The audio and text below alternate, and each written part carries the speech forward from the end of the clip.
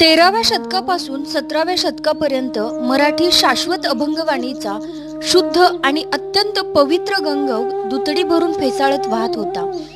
ज्ञानदेव, नामदेव, एकनाथ, तुकाराम आणि समर्थ रामदास हे 5 बलदंड संत कवी आणि महदाईसा, मुक्ताई, जनाई, बहिणाबाई आणि वेनाक्का या 5 संत कवयित्री, त्यांच्या भोवती शेकडो संत कवी आपल्या रसाळ आणि अर्थगर्भ अभंगांचे टाळ वाजवीत अक्षरशः त्या पंढरपूरच्या विठ्ठलाभोवती फेर धरून नाचत होते.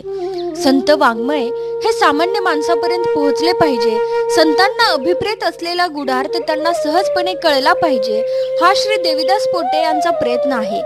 आणि कैवल्याचे लेणे या ग्रंथात काही निवडक अभंग आहेत आणि हा भाष्य ग्रंथ म्हणजे जणू छोट्या स्वरूपातील सकल संत गाथाच आहे.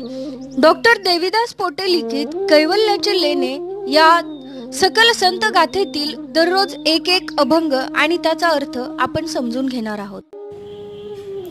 आजचा अभंग समर्पिली वाणी.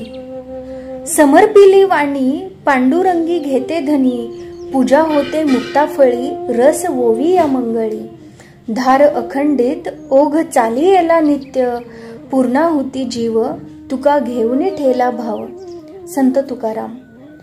संत तुकारामांची अभंगवाणी हा भक्ती मार्गावरच्या वाटचालीचा एक झुळझुळता प्रवाह आहे. आपल्या अंतरंगातील प्रामाणिक भावना त्यांनी अनुभूतीच्या स्पर्शाने शब्दबद्ध केल्या. भावनेचा उत्कटपणा, उत्स्फूर्तपणा आणि प्रामाणिकपणा यामुळे त्यांची अभंगवाणी कलात्मक दृष्ट्या अभिजात ठरली, यात संदेह नाही.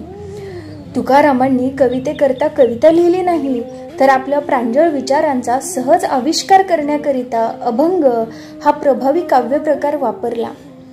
किंबहुना अभंग हा वाङ्मय प्रकार तुकारामांनी आपल्या प्रतिभासंपन्न आणि समर्थ आविष्काराने अधिक परिपूर्ण केला. तुकारामांचा अभंगवाणी लिहिण्याचा उद्देश काव्यदर्शन हा मुळीच नव्हता. अवघ्या अभंगवाणीतून जगाच्या कल्याणासाठी असलेला परमार्थ विचार त्यांना लोकांपर्यंत पुन्हा पुन्हा पोहोचवायचा होता. त्यामुळे त्यांच्या अभंगात जी पुनरावृत्ती झाली आहे ती आपले तत्व लोकांच्या मनात पुन्हा पुन्हा बिंबवावे या हेतूने झाली आहे. या बहुसंख्य अभंगातली प्रतिभेची झेप, शब्दयोजना, भावोत्कटता ही अत्युच्च उंचीची आहे.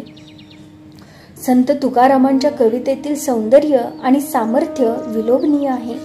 या कवितेतील कल्पनाविलास, रूपकात्मकता, शब्दमाधुर्य आणि भावार्थता रसिक मनाला आवाहन करणारी आहे. या अभंगात संत तुकाराम म्हणतात, माझी ही वाणी लोकांप्रती समर्पित आहे. समाज मनाला आकार देण्यासाठी ती अंतरंगातून शब्दावाटे प्रकटली आहे.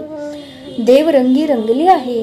विविध काव्य रसांनी युक्त अशी ही काव्याची अखंड प्रवाहाची धार आहे. या प्रवाहाचा ओघ सतत वाहतो आहे.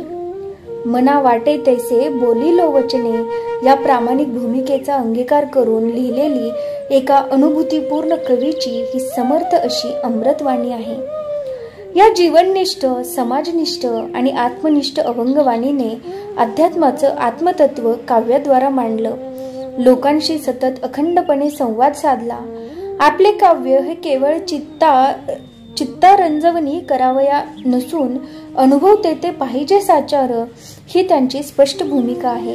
म्हणूनच अनुभवांनी परिपूर्ण अशी ही अभंगवाणी डोळ्यांनी वाचणे आणि मनाने अनुभवणे ही एक अभूतपूर्व अनुभूती आहे, एक चैतन्य यात्रा आहे.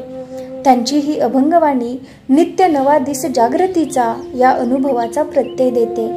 गेली 400 वर्ष ही अभंग यात्रा रसिकांना, भक्तांना आणि अभ्यासकांना अवीट आनंद आणि आंतरिक प्रेरणा देत आहे.